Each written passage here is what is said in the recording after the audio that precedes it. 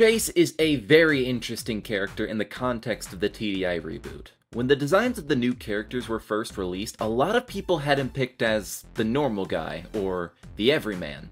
Every generation has one. You've got your Trents, your Mikes, your Daves, and your Crimes Against Nature.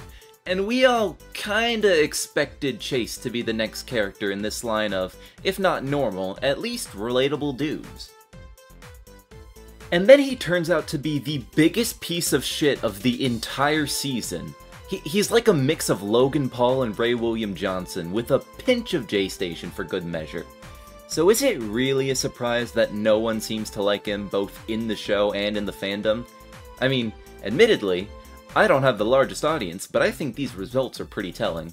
There are quite a few characters that you could argue are the most hated, but before Season 2, the consensus was definitely either Ripper or Chase. And only one of those two got improved by the second season, so... yeah, Chase doesn't have it good. There's a lot of Chase hate in the world, or, as I like to call it, Chate. But is all of this Chate justified? No! And also, yes.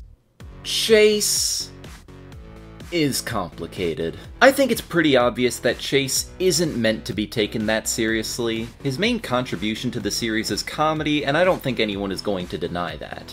Humor is subjective though, and not everyone is crazy about his hyper-selfish YouTuber persona. There are people like that who exist in real life, and we all hate them. So if Chase was a real person, then I'd probably despise him.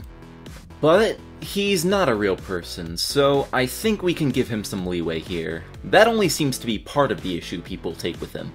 I asked my audience why they do or do not like Chase, and I got a variety of helpful responses. The community section was pretty mixed on Chase as a whole, which I didn't expect considering how much people seemed to hate him in my initial poll. And after looking through everyone's responses, I think I figured out the main problem with Chase. It's Emma, but it's a little more complicated than that. One problem I've noticed with the reboot is that the cast mostly keeps to themselves and their own cliques. Characters will mostly interact with 1, 2, maybe 3 other people, and they'll have sparse interactions with the rest of the cast. It's not a major problem. I mean, sure, it'd be fun to see some odd combinations like Z and MK, Caleb and Julia, or Raj and Priya, but for the most part, the dynamics we see in the show are pretty damn good, and they don't leave me wanting too much more. But Chase and Emma aren't that. They're bad. I don't want to go into too much detail with Emma since she could get her own video, but you really can't talk about one of these two without bringing up the other, so that's what we're doing.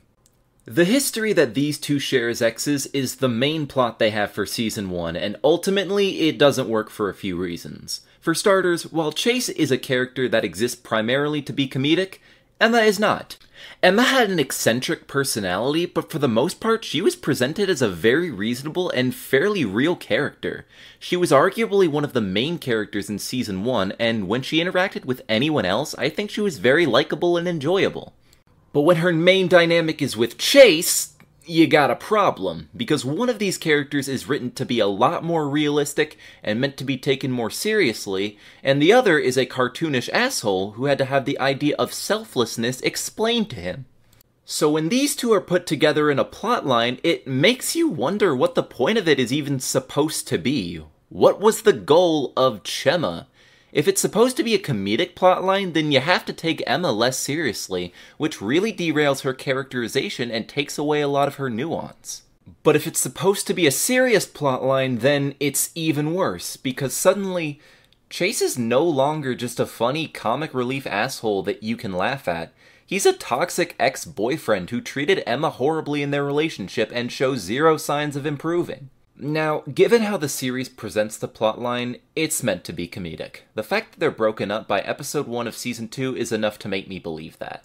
But all that really means is Chase's whole story in season 1 is rendered totally pointless. Chase's biggest contribution in season 1 is ultimately just holding Emma back from being a really good character.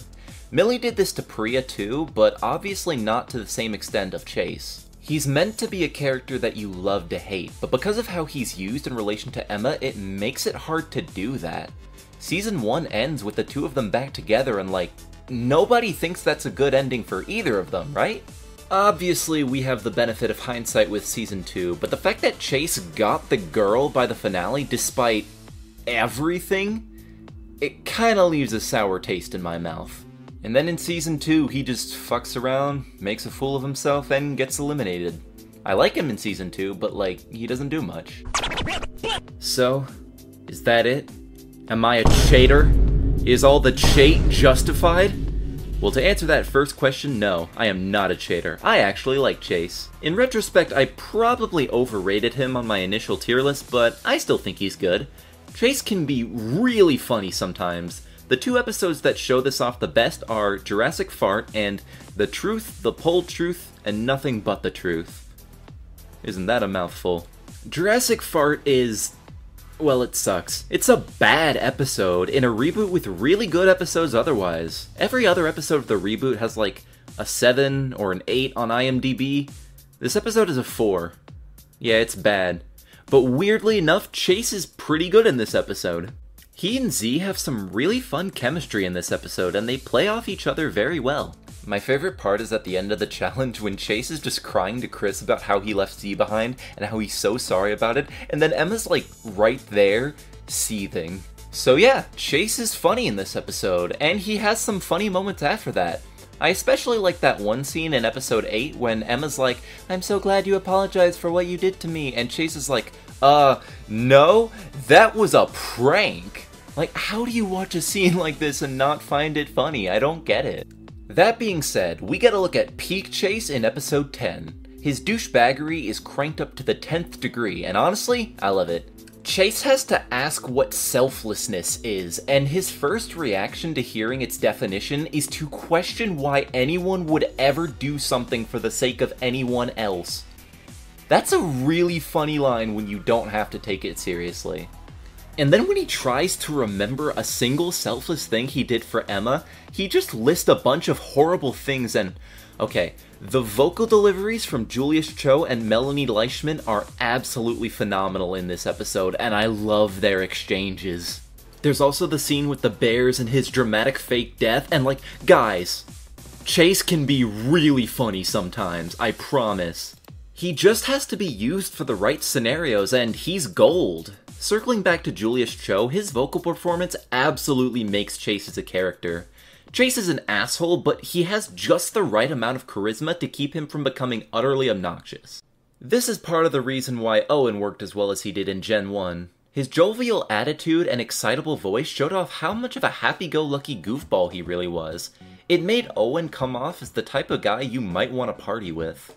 Likewise, Chase's voice has a similar effect. Chase comes off as that one douchebag that you knew at school or work who's so up his own ass you hate to be around him, but you just know that he's gonna get himself into some shit, and it's just fun to watch him get his just desserts.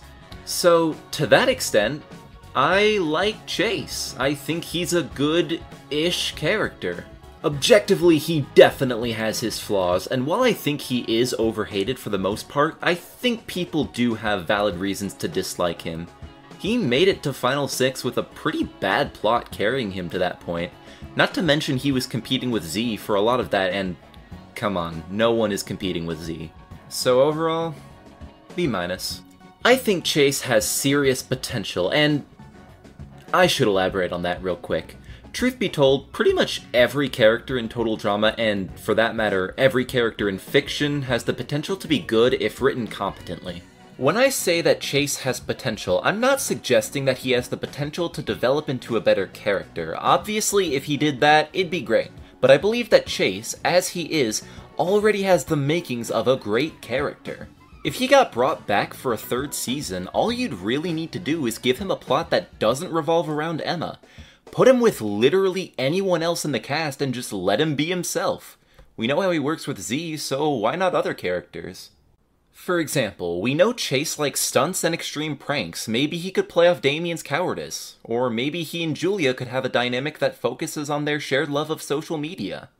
We know Chase values his looks. Maybe he could grow jealous of Caleb at how much attention he gets from the rest of the cast. Furthermore, Chase is shown to be much more empathetic towards Z and other guys over Emma. Maybe Chase would go on a journey of self-discovery and realize that he's actually gay for Ripper. He'd confess his feelings, which leads to a rivalry between him and Axel. Ripper would initially be hesitant to accept Chase's love, but after Chase performs the cassowary dance, the two have an epic makeout session, and Axel rebounds onto Nichelle because I guess that's what the fandom wants. Absolutely fucking not. Obviously, these are all hypothetical scenarios, but ultimately, I feel like Chase is already a good character. He just needs to be utilized a little better, and then he can truly become an epic Fortnite gamer. Okay, well, that's Chase, and that's the video. Now I just need an outro to close the video. Editor Cam, I trust you to be responsible. I will let you put whatever you want as the video's outro. Just don't put anything too crazy, but obviously you never do that, right? Right? The last girl that I was with said, go fuck yourself, so I did. Come here. She said she's not really into me. Nope. She said we ain't got no chemistry. Yeah, we do. She said she's already sick of me. Hey. Oh well. If you like this video, don't forget to subscribe!